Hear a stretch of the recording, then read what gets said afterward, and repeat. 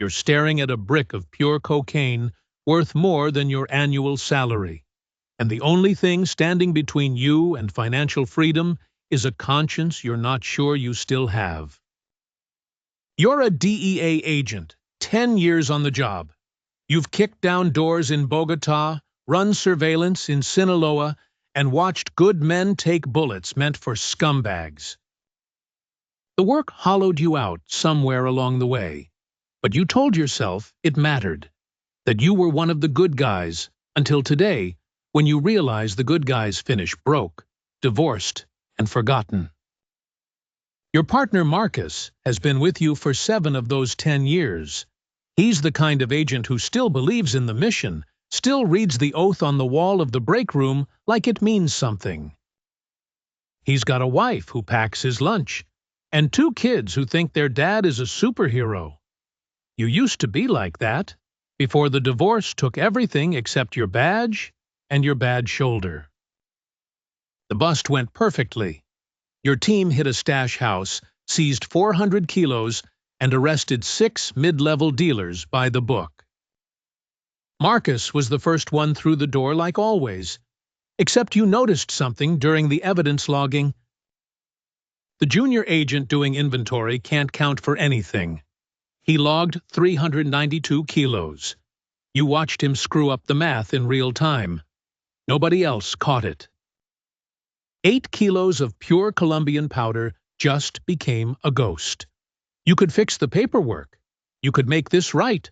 Or you could make $60,000 by tomorrow. That night, you don't sleep. You lie in your empty apartment your ex-wife took the furniture in the divorce and do the math obsessively. 60 grand would clear your credit cards, fix your car, maybe even let you see your daughter without the shame of being the deadbeat dad who can't afford her birthday present. You've seen dealers younger than your daughter driving cars worth more than your house. They're getting rich while you're eating ramen and popping ibuprofen because you can't afford the shoulder surgery you need from the time you got thrown through a window chasing a meth cook in Tucson. The cocaine is in evidence lockup. You have access. You've had access for 10 years and never once thought about using it. But 10 years of playing by the rules left you with nothing except a bad shoulder and an empty apartment. You make the call to a CI you've known for 6 years, Diego. He's a mid-level fence who feeds you information in exchange for you looking the other way on his smaller operations. You tell him you've got product, pure, uncut. He goes quiet for a long time. Then he asks how much you want. You say 60,000. He laughs and says he'll give you 40. You take it. The handoff happens in a parking garage at 2 in the morning. Diego doesn't ask questions. He knows what this means. You've crossed a line you can't uncross.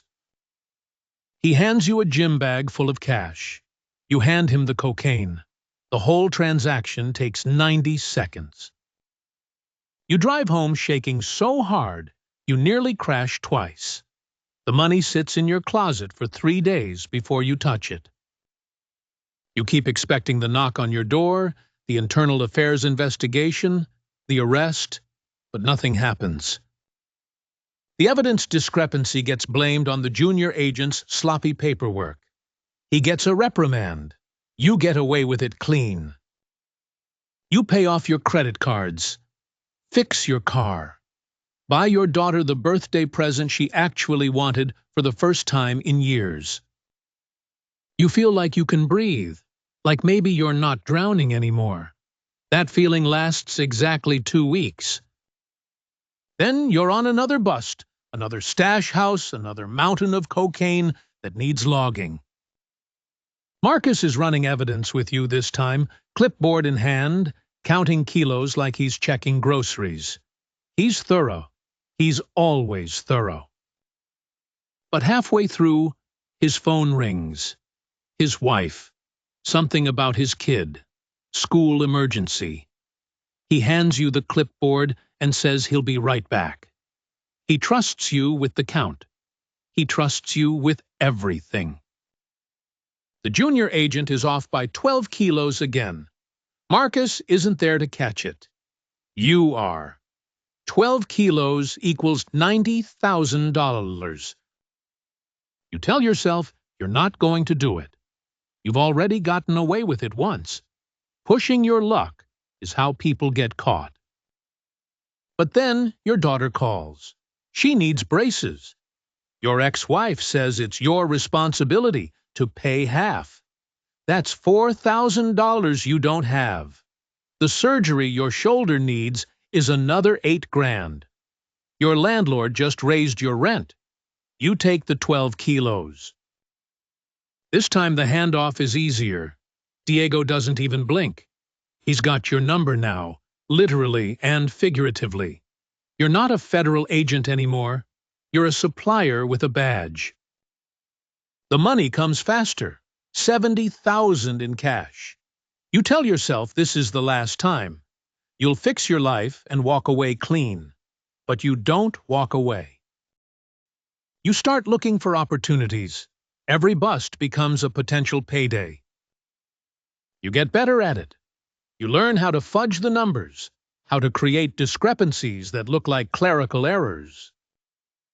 You build relationships with 3 different buyers, so you're never dependent on one person.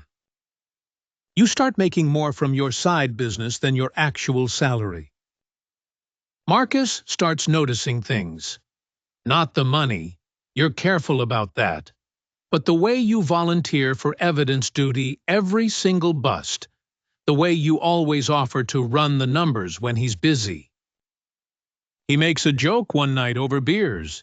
Says you've become the most dedicated evidence clerk in DEA history. You laugh. He laughs. But his eyes stay on you a beat too long. 6 months in, you've pocketed $400,000. You've moved to a better apartment. You're caught up on child support. You bought your daughter's affection back with an iPhone and concert tickets. Your ex-wife doesn't ask where the money came from because she's just relieved you're not broke anymore. You feel invincible. You've got the system figured out. You're smarter than the criminals you're supposed to catch. You're making more money than your supervisor. For the first time in your career, you feel like you're winning. That's when Diego asks if you've ever tried the product you're selling. You laugh it off. You're not a user. You've seen what this stuff does to people. You've scraped addicts off bathroom floors and watched them die in ambulances. You know better. But Diego keeps pushing. He says you don't know what you're selling unless you try it. He says the quality matters. He says just once won't hurt. You're a corrupt federal agent who's stolen $500,000 worth of cocaine from evidence lockups. The word no stopped meaning anything to you a long time ago. You tell yourself it's research, professional due diligence. You need to understand the product to assess its value on the street. That's what you tell yourself as Diego cuts a line on the mirror in his car. The powder is so white, it almost glows under the dome light. He rolls up a 20 and hands it to you. Your hand doesn't shake. That's what scares you most. You lean down and inhale. The burn hits your sinuses like liquid fire. Then comes the drip. Bitter chemical taste sliding down your throat. You wait for something dramatic, some life-changing revelation. But it's subtle at first, just a tightness in your chest, a clarity in your thoughts. Then it hits. Every nerve in your body lights up like a power grid. You feel awake, actually awake for the first time in years. The exhaustion you've carried since the academy just evaporates. You feel confident, powerful, like you could run through a brick wall. Diego is grinning because he knows he's got you. You do another line, then another. You tell yourself it's just tonight, just this once. But the high lasts 4 hours. And when it fades, the crash is biblical. You feel hollowed out, empty, like someone scooped out your insides and left you with just skin. The only thing that fixes it is another line. That was 6 months ago. Now you're doing it every day, sometimes twice a day. You've got a system. You keep a vial in your locker. You do a bump before morning briefings, another before raids. You're functioning. Nobody notices because you're still closing cases. Your arrest numbers are actually up because the cocaine makes you fearless. You'll kick down doors without backup. You'll chase suspects through traffic. The adrenaline from the drug and the adrenaline from the danger blend together into this perfect cocktail of invincibility. But you're burning through money faster than you're stealing it. Cocaine isn't cheap when you're doing 2 grams a day.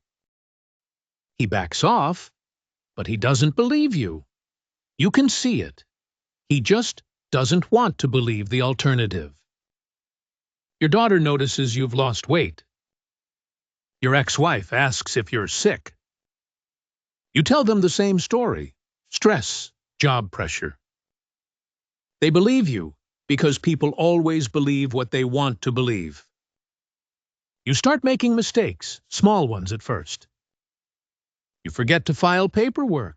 You miss meetings. You show up late to court. Your supervisor pulls you aside and asks if everything's okay at home. You lie straight to his face, and he believes you because your pupils are pinned and you're sweating through your shirt, but he thinks it's the flu. The cocaine makes you think you're smarter than everyone, that you're operating on a higher level, that you can see patterns nobody else sees. But really, you're just paranoid and delusional. You start thinking people are watching you, following you. You check your rearview mirror obsessively. You sweep your apartment for bugs twice a week. Then comes the raid that changes everything. Big operation, multi-agency task force. You're hitting a stash house that Intel says is holding 200 kilos. You do 3 lines before you breach. You're the first one through the door. The house is empty. No drugs, no cartel members, just furniture and silence. But you're so high you're seeing things. You're convinced someone's hiding in the walls. You start tearing the place apart, ripping down drywall, smashing through cabinets. Marcus grabs you, physically grabs you by the vest and pulls you outside. He doesn't say anything to the team, doesn't make a scene. He just sits you down on the curb and stands in front of you so nobody else can see your face. He's shielding you, protecting you. Even now, even when he knows something is deeply wrong, his instinct is to cover for you. Your supervisor comes out, looks at your eyes, really looks, and you see it. The exact moment he figures it out. He doesn't say anything. He just tells you to go home, to take a few days off, to get some rest. Marcus walks you to your car. He opens the door for you like you're a patient, not a partner. He leans in and says 4 words that cut through every lie you've ever told. I know what's happening. You don't respond, you just drive. You sit in your car outside the failed raid location. The sun is coming up. You haven't slept in 36 hours. Your heart is racing so fast, you think you might be having a heart attack. You've got 2 choices. You can run, take the money you've hidden, cross the border, and disappear into Mexico. Diego's already offered to set you up with his people down there. He's offering you a deal. You flip on Diego, help them build a case against the whole organization, and maybe you don't spend the next 20 years in federal prison. Maybe you just lose your job, and your pension, and every shred of dignity you have left. It's not a good deal, but it's the only deal. You take it. The next 3 months are psychological warfare. You're still meeting with Diego, still playing the corrupt cop, but now there's a recording device taped to your chest during every interaction. You're documenting everything: transactions, names, locations.